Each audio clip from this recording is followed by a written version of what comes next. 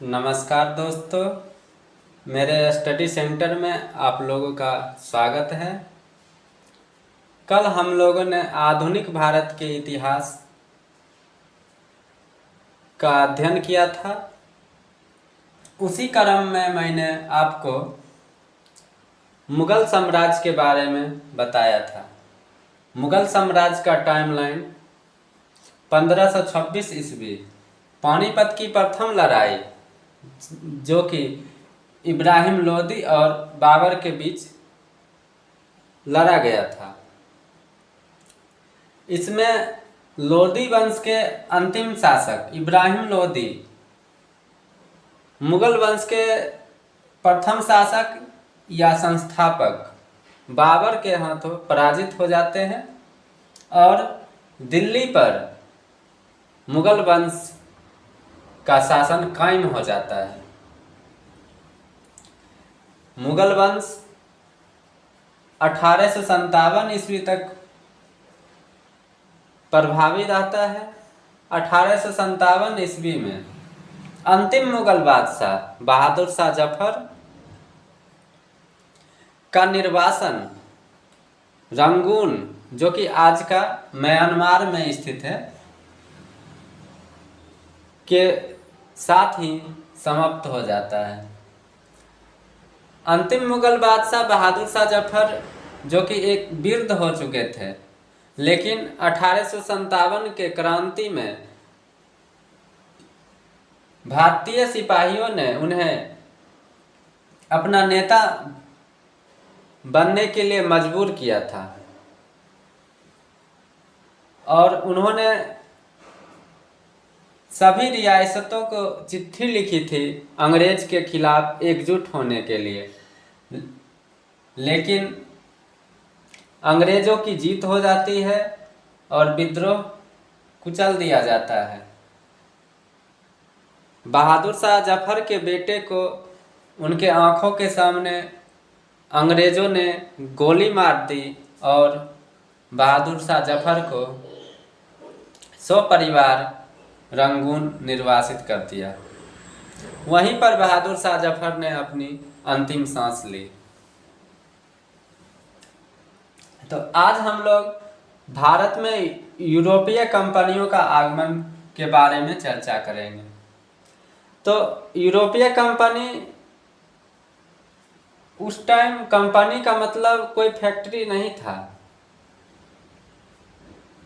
Company का मतलब व्यापारियों का एक संघ था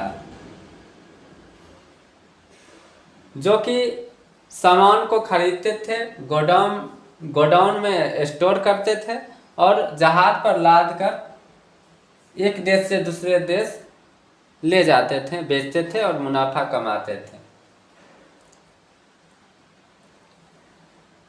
इतिहास में 1453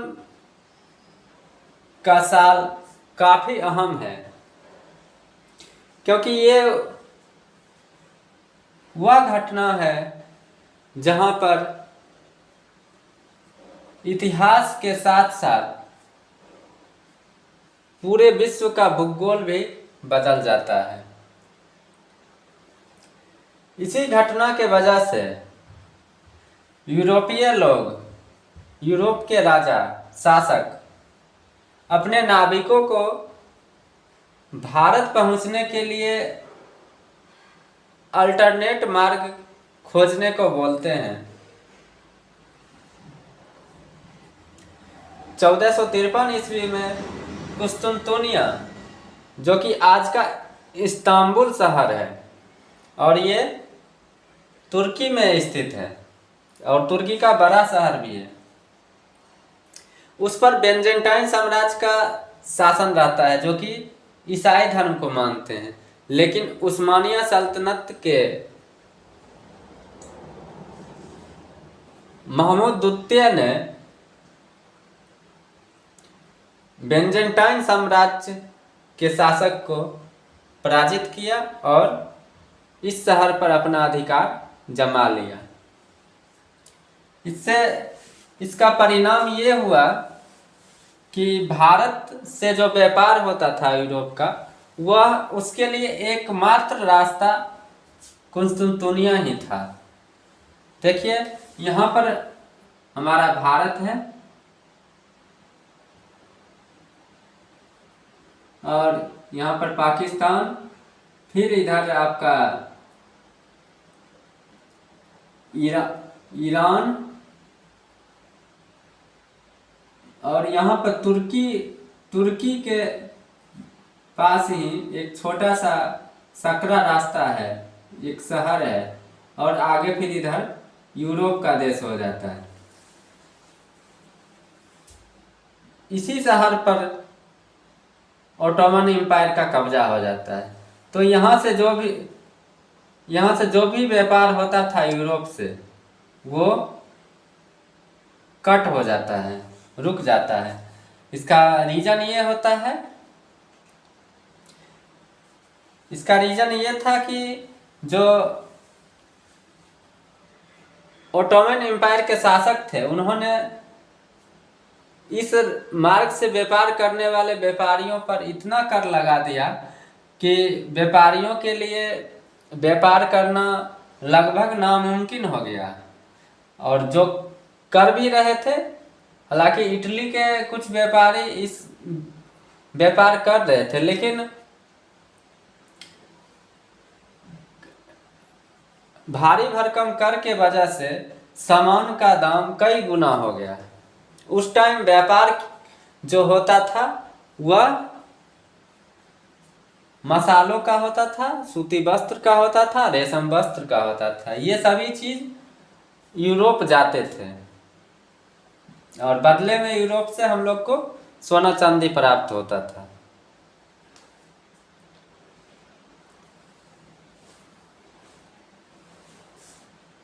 अब स्थल मार्ग अवरुद्ध हो जाने से यूरोप के सामने विकट संकट उत्पन्न हो गया। वहाँ के जो शासक थे, उन्होंने अपने नाविकों को प्रोत्साहित किया कि वह समुद्री मार्ग की खोज करें और भारत तक पहुँच बनाएं। यानी कि जो स्थल मार्ग के बजाय समुद्री मार्ग को खोजे और वहीं से भारत को से संपर्क स्थापित किया जाए। तो हम देख रहे हैं 1453 ईस्वी की घटना के बाद क्या परिणाम हुआ कि मध्य युग का अंत हो गया और आधुनिक युग की शुरुआत हो गई, और अंधकार युग की समाप्ति हुई और पुनर्जागरण की शुरुआत हुई। पुनर्जागरण की शुरुआत यहीं से होती है। इससे पहले क्या था कि ईसाई धर्म में जो पोप जो कहते थे वही सत्य है, और इस्लाम धर्म में जो खलीफा थे वो जो कहे वही सत्य है। लेकिन पुनर्जागरण की शुरुआत में विज्ञान यहीं पर कंपास का आविष्कार होता है, जो कि दिशा निर्धारण का कार्य करता है, और तर्क शास्त्र का भी जन्म होता है। भारत और यूरोप के बीच जो स्थलीय व्यापारिक मार्ग थे वो बंद हो जाते हैं। यूरोपीय देश पुर्तगाल और स्पेन ये नए समुद्री मार्गों की खोज में लग जाते हैं। विद्वानों का अपने पांडुलिपियों के साथ इटली की ओर पलायन हो जाता है।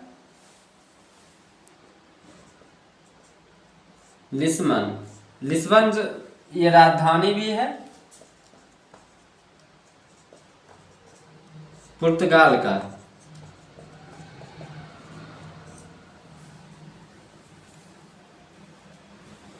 इसके यहाँ पर भूमध्य सागर है,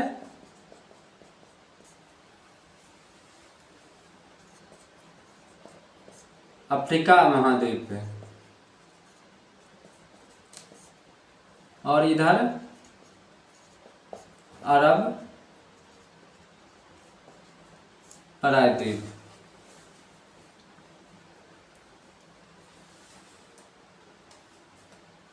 और यहाँ पर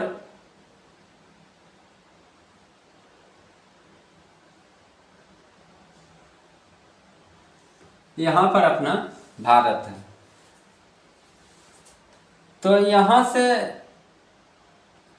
समुद्री मार्ग की जो खोज हुई, तो यहाँ से निकल कर ये अफ्रीका महाद्वीप में आए और यहाँ से फिर भारत की ओर प्रस्थान किए। अफ्रीका महाद्वीप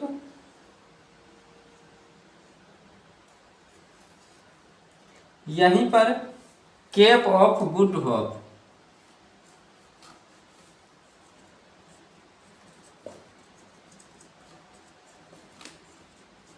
केप ऑफ गुड होप, तो इसको एक बार समझ लीजिए। पुर्तगाल और स्पेन जो है, और ये इरेबियन प्रायद्वीप में आते हैं,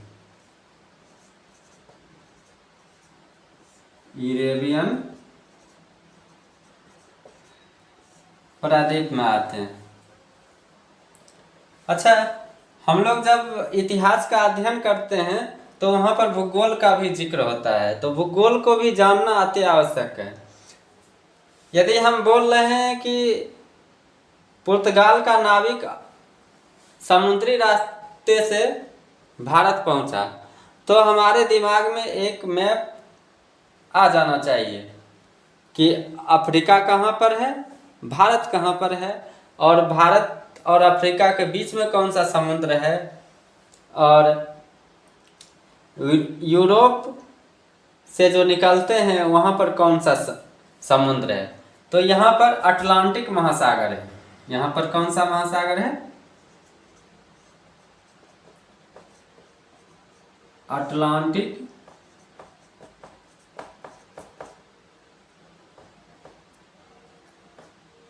अटलांटिक महासागर,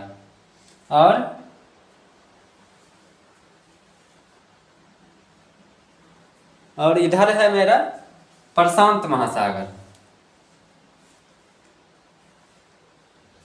चलिए आगे हम देखते हैं।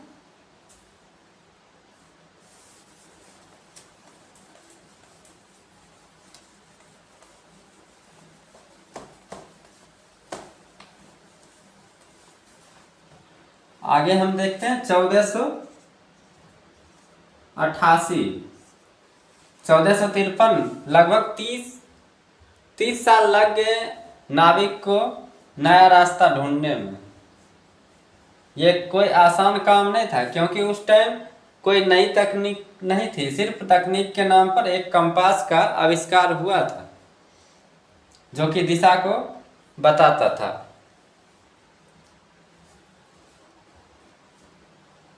1488 ईस्वी में बार्थोलोम्यू डियाज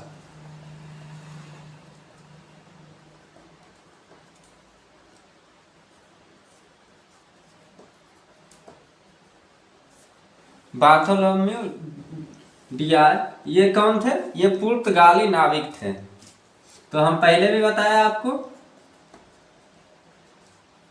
पुर्तगाली नाविक।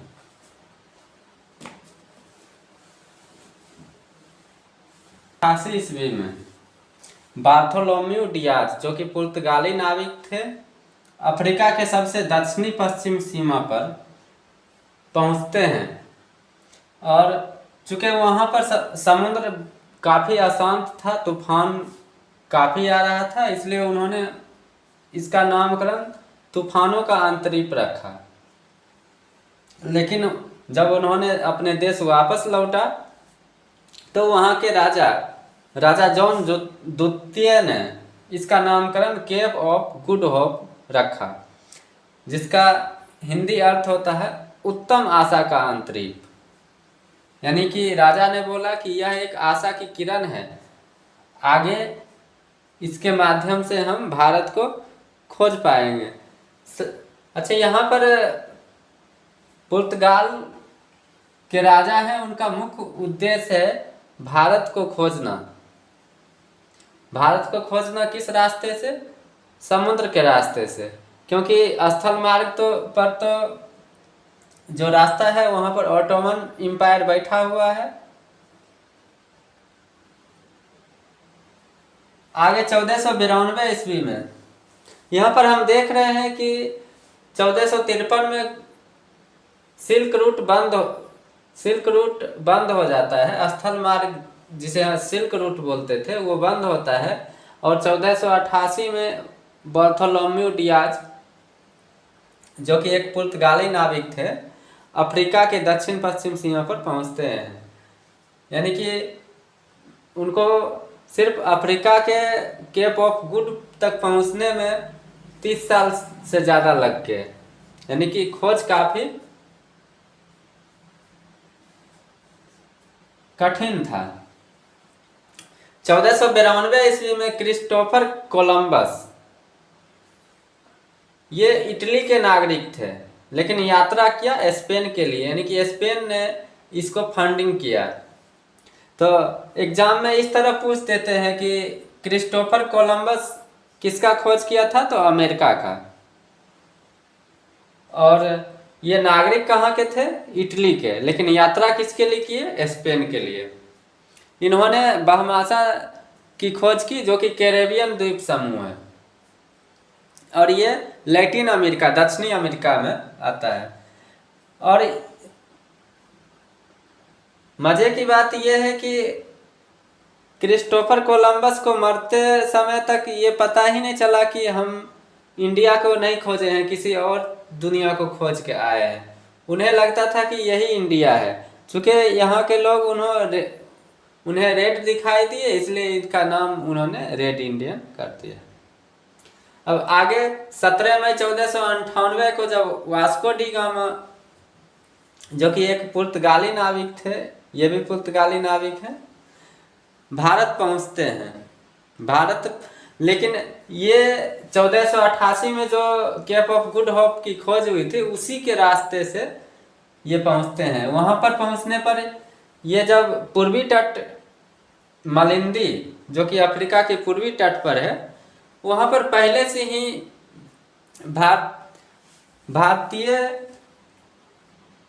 भारतीयों के साथ व्यापार होता था।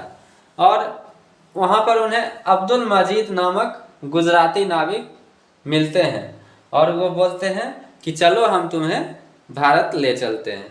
और उन्होंने अपने साथ वास्को डी गामा को कालीकट, भारत लाया। और उस टाइम कालीकट के जो शासक थे वो जमोरिन थे। जमोरिन ने इनका स्वागत किया